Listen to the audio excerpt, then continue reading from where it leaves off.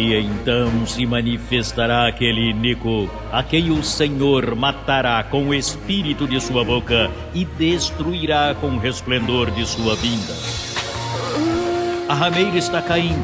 Os últimos acontecimentos assim demonstram. E bom, começamos com o editorial de hoje. O bispo Alessandro disse: não sabíamos que abusar de um menor afetaria sua vida.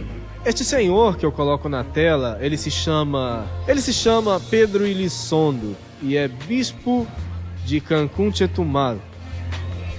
Eu creio, com todo respeito para os católicos, respeito aos católicos, religião e todas as religiões em geral, mas eu creio que se há alguém que está fazendo dano aos católicos ou à religião católica, são os próprios hierarcas e a própria igreja.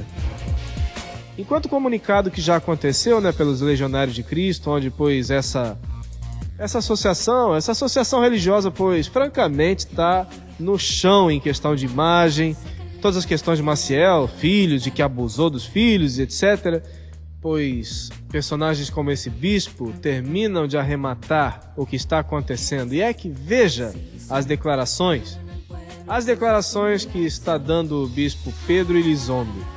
Diz textualmente: agora nos damos conta, pela ciência e estudos, das consequências que estes atos podem afetar e estragar, mas antes não se sabia. Agora resulta que antes não se sabia que andar manuseando uma criança e poderia afetá-lo, e que andar violando uma criança, pois era mal, ou que andar se insinuando a um menor de idade era mal. Isso não se sabia, a ciência não tinha chegado para concluir essas questões. Então, bom, pois diz o bispo Pedro Elizondo, que antes eles não sabiam, que antes não se sabia. Então, pois os pederastas faziam porque não pensavam que iam fazer algum mal à criança, verdade?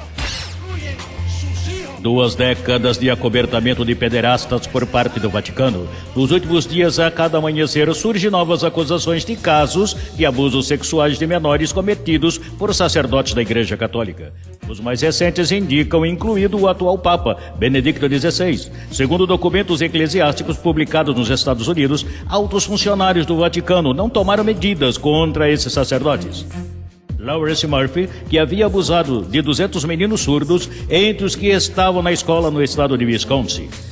A correspondência interna aparentemente mostra que o atual pontífice, ali então cardeal, Joseph Ratzinger, não respondeu às 2 cartas enviadas pelo arcebispo Ehrbock sobre o caso. Os membros do Vaticano sabiam. Eles não sabem o nome exato das pessoas, porém eles sabem que eu sabia, porque há tantos documentos que eles tentam manter em secreto e fazem pouco caso. Desde a década de 50 se está denunciando casos de abusos sexuais cometidos por sacerdotes. Desde então, esses tipos de casos têm custado à Igreja Católica dos Estados Unidos mais de 2 bilhões de dólares em indenização às vítimas e a expulsão de 4 mil de seus religiosos. As histórias que começaram a sair à luz ocorreu há 30 anos. Essas crianças, agora adultos, exigem uma compensação moral e econômica pelos abusos de mais de 70 sacerdotes católicos e o reconhecimento de culpa da Igreja Católica que protegeu os acusados. O terremoto em Boston se acalmou temporariamente depois da condenação de 2 sacerdotes. Um deles foi condenado a 10 anos de prisão e a compensação econômica foi de 85 milhões de dólares para mais de 500 vítimas. Mas logo veio o escândalo de Los Angeles, a maior arquidiocese do país. Em 2004, foi reportado mais de 60 denúncias registradas nos anos 30, onde proporcionou o maior acordo econômico coletivo da história dos Estados Unidos, mais de $1 milhão por vítima. No total, 85 vozes norte-americanas reportaram denúncias e 7 delas estão falidas, aguardando. São os números da Igreja Católica e já são uns 1.700 religiosos e ex-religiosos denunciados nos Estados Unidos por abusos sexuais a menores, desde a década de 50. Sem dúvida, o informe do ano de 2004 diz que esses números são maiores e chega aos 4... Igreja Católica belga tinha escondido expedientes sobre meninas sequestradas, abusadas e assassinadas por sacerdotes. As meninas Julie e Melissa, sequestradas em 1995 pelo sacerdote Madre Trois, que lhes violou em repetidas ocasiões, o que as levou a morrer de inanição em seu cativeiro. Essa documentação foi achada pela polícia durante o registro da sede eclesiástica em Narinas, o marco da investigação sobre os abusos sexuais a menores cometidos pelo clero belga.